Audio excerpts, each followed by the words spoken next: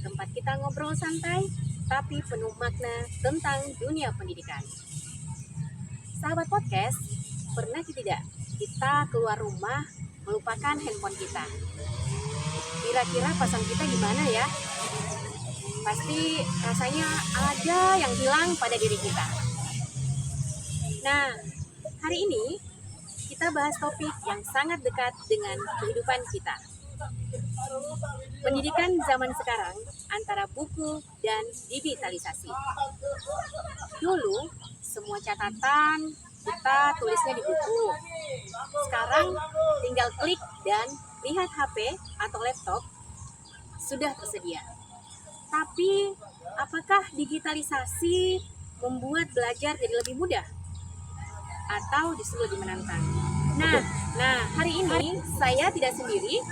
Ada narasumber keren yang bakal berbagi pandangan mereka. Yuk kita kenalan dulu. Selamat pagi Pak Sudarto, guru informatika kita yang super keren dan super inovatif.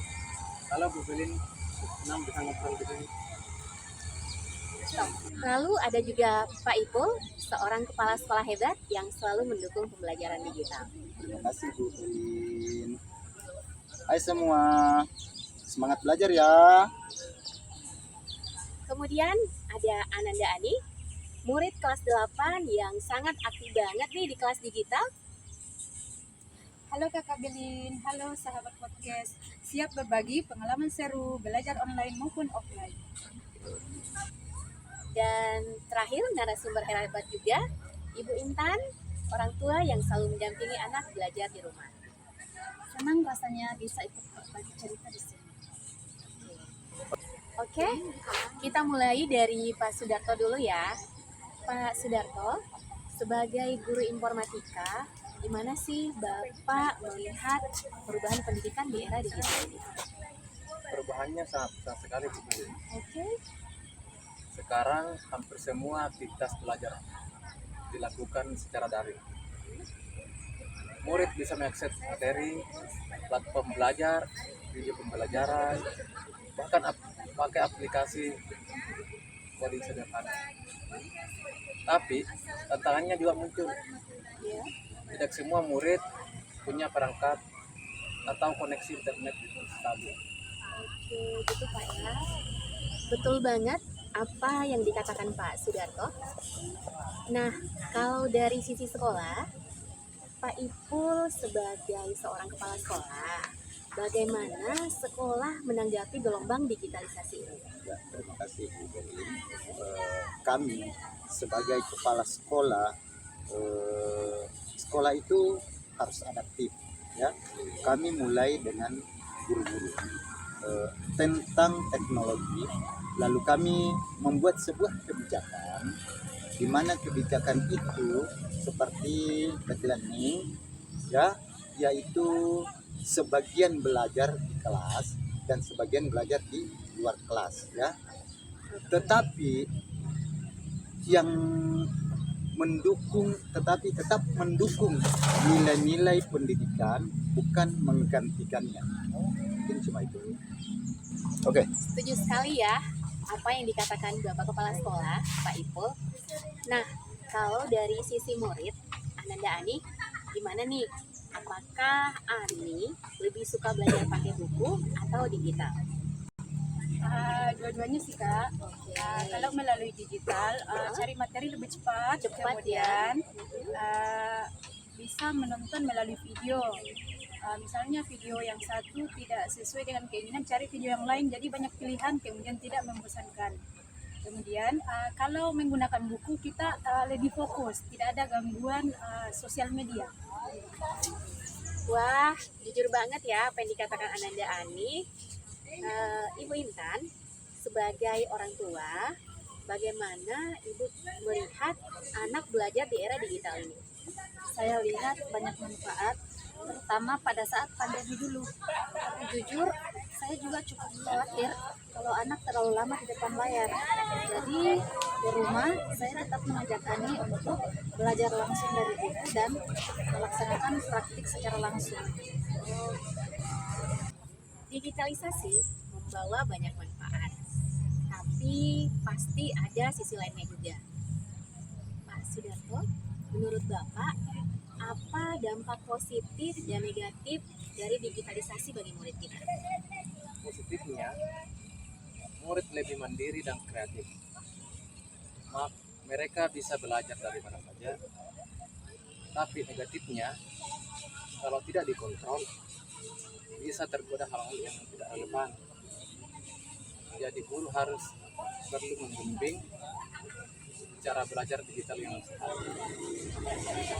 Oke, kita dengar ya dari Bapak Kepala Sekolah. Bagaimana dengan Bapak Ipul? Oh ya Bu, makasih Bu Lina. Sekolah itu harus mendukung. Kenapa saya katakan demikian?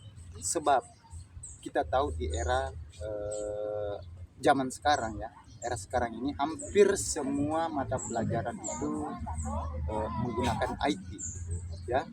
Nah, disinilah peran penting seorang kepala sekolah.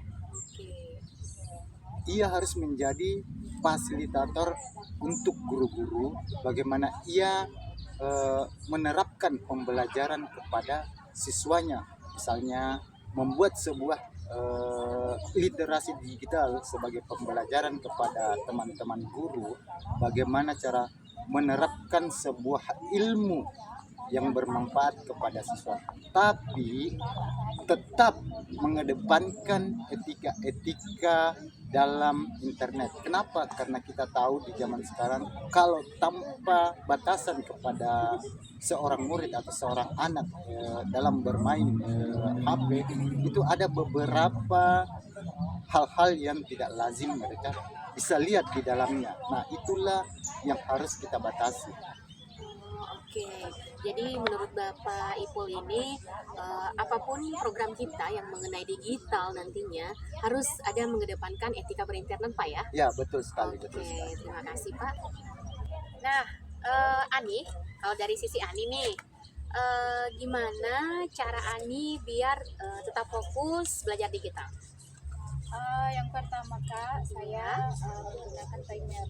Misalnya 30 menit belajar, kemudian 10 menit istirahat lagi. Kemudian saya menggunakan jadwal. Saya membuat jadwal. Biasanya ada jadwal untuk belajar, kemudian ada jadwal untuk bermain. Jadi saya buat jadwalnya supaya Lebih terarah ya, gitu ya? lebih terarah, lebih tersusun. Kemudian jadwal mengaji. Kemudian yang kedua, saya matikan notifikasinya Pak. Kayak gimana tuh? Supaya tidak ada gangguan. Misalnya sementara belajar ada notifikasi WhatsApp ke game, jadi saya matikan. Jadi fokus ya Aninya belajar ya. Oke, keren banget ya cara Ani biar tetap fokus belajar. Nah, Bu Intan, apa pesan untuk para orang tua yang kadang bingung menghadapi anak di era digital ini? Pesan saya cuma satu, jangan takut sama teknologi. Justru kita harus belajar bareng anak. Anak butuh teman belajar, bukan hanya sebagai pengawas, tetapi kita harus hadir sebagai pendamping. Oke, jadi walaupun anak kita belajar teknologi, bisa pegang handphone, tapi di sini Ibu Intan memberikan pesan bahwa kita hadir ya sebagai pendamping ya, bukan hanya sekedar mengawasi ya. Jadi kita harus Mendampingi. Oke, betul sekali yang apa dikatakan Ibu Intan ya. Sahabat podcast, wah luar biasa ya obrolan kita hari ini. Sebelum kita tutup, saya ingin minta satu kalimat pesan dari masing-masing narasumber. Saya mulai dari Pak Sudarto. Terima kasih. Iya. Kalau menurut saya sebagai guru informatika, teknologi itu hanyalah alat. Yang terpenting tetap semangat belajar dan nilai-nilai positif tertanam dalam diri murid. Mungkin begitu. Oke, terima kasih Pak Sudarto. Pak Kepala Sekolah, Pak Ipul, silakan. Terima kasih Bu. Kalau menurut saya ya, pendidikan digital itu harus berpusat tetap pada manusia. Kenapa ya? Karena teknologi itu sangat membantu kita dalam hal apapun, baik itu belajar, bekerja, ya. Tetap karakter yang membantu kita juga membantu kita dalam masa depan. Insyaallah. Oke, Nice sekali ya, bagus sekali ya pendekatan Kak Ipul. Ananda Ani, apa nih pesannya buat teman-teman sahabat podcast? Terima kasih Kakak Belin. Sahabat podcast, belajar digital itu seru ya. Yang penting bisa mengatur waktu dan tanggung jawab. Oke, Ibu Intan dari sisi orang tua? Terima kasih Ibu Belin mewakili suara orang tua di Indonesia. Dampingi anak dengan kasih sayang, bukan dengan larangan. Oke, terima kasih ya buat narasumber hebat kali ini.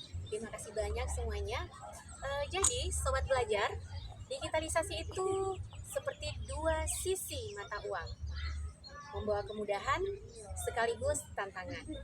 Yang terpenting kita semua, guru, murid, orang tua, dan sekolah harus bergerak bersama. Sampai jumpa di episode Suara Sekolah kita berikutnya. Jangan lupa belajar di mana saja, asalkan tetap bermakna. Terima kasih.